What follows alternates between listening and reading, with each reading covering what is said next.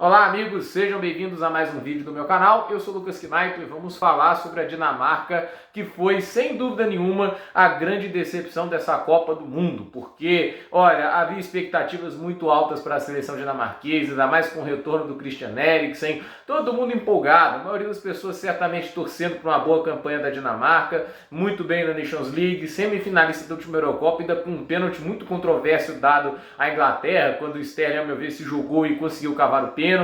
E assim, a Dinamarca era uma das seleções onde havia-se mais expectativa na Copa do Mundo e terminou na última posição do seu grupo. Um grupo que tinha a Austrália, Tunísia e a França. Perder para a França não é vexame, a gente sabe disso, a França tem uma excelente seleção e até agora jogou muito bem. Tirando esse último jogo, mas também sob o contexto de ter sido usado um time misto, a França jogou bem. No jogo contra a Dinamarca não dá para falar que a França atuou mal. A questão é, o jogo que importava, os jogos que importavam eram contra a Tunísia e a Austrália. E a Dinamarca tem mais elenco que eles, né? Porque não é só a questão tática que é o que surpreendeu muito, né? Quando a gente via a Dinamarca jogando, com a seleção organizada, que trabalhava bem a bola, que machucava muitos adversários quando subia para o ataque.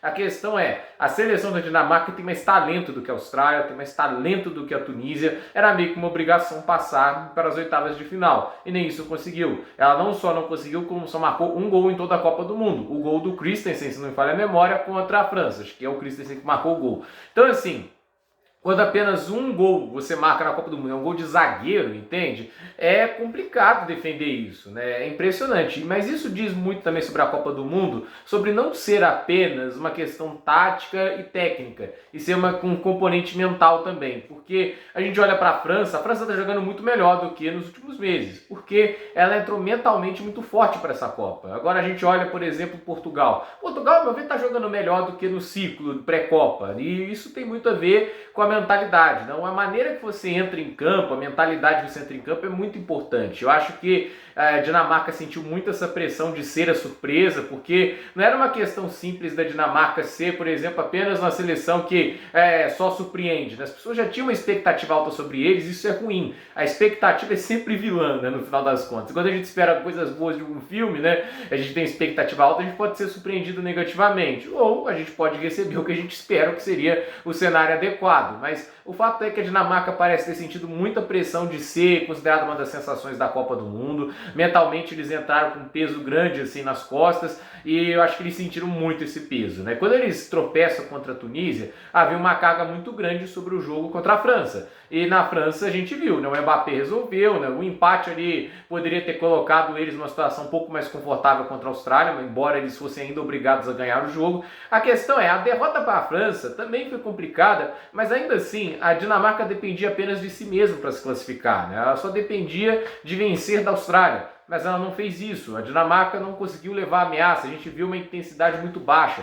Eu acho que uma das coisas que mais chocou nessa Copa do Mundo, né, quando se trata da Dinamarca, é a baixa intensidade. A Dinamarca tratou, ele parecia amistoso quando tomaram o gol, parecia que eles estavam muito apáticos, acho que eles se sentiram impotentes para buscar o empate e meio que aceitaram o resultado. E no final das contas, passa de fase a Austrália, que tem muitos desfalques e que para muita gente tem a pior geração dos últimos 20 anos. A gente está falando de uma seleção que só tinha 2 vitórias em Copas do Mundo antes dessa edição. Ou seja, a Austrália, que ninguém esperava nada, está na próxima fase.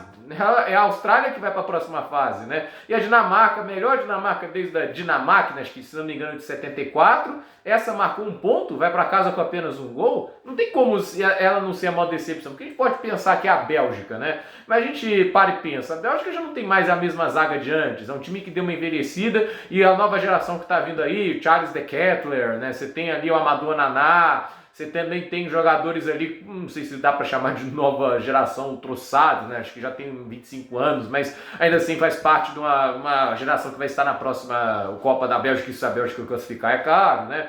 Mas assim, a Bélgica já esperava um declínio de 2018 para cá, a gente não esperava grande coisa dessa Bélgica, né? E no final das contas é o que a gente está vendo aí, é um time apático, um vestiário destruído, e não é como se a Bélgica viesse jogando bem nesse ciclo pré-Copa, né? A gente pensa na Argentina, a Argentina realmente, ela está um pouco abaixo das expectativas, mas ainda a gente vê um pouco de bom futebol ali, né? A gente vê um pouco das ideias do Scaloni, a gente vê um pouco da intensidade, pelo menos eles buscam os resultados, né? Contra a Arábia Saudita não faltou garra da Argentina para tentar buscar buscar um empate pelo menos. A Dinamarca hoje parecia qualquer coisa, né? Tá nem aí do resultado, ao meu ver. Então, eu fiquei muito decepcionado, esperava demais. Eu queria muito que fosse uma grande Copa, todo o contexto, o Eriksen, né? E no final das contas é uma Copa decepcionante, uma das seleções mais apáticas e chatas de se ver nessa Copa foi a Dinamarca, e isso para mim foi muito, mas muito frustrante. Esperava muito deles e no final das contas eles nos entregam uma Copa inferior de 2018, onde ninguém dava tanta bola assim, onde eles levaram, por exemplo, a vice-campeã mundial para a disputa de pênaltis, né?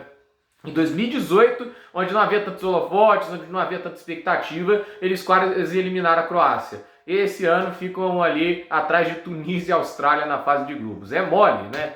Então, para mim, a grande decepção da Copa é a Dinamarca. Gente, por esse vídeo é isso. Durma nos comentários, deixe seu like, se inscreva no canal, compartilhe esse vídeo e até o próximo vídeo.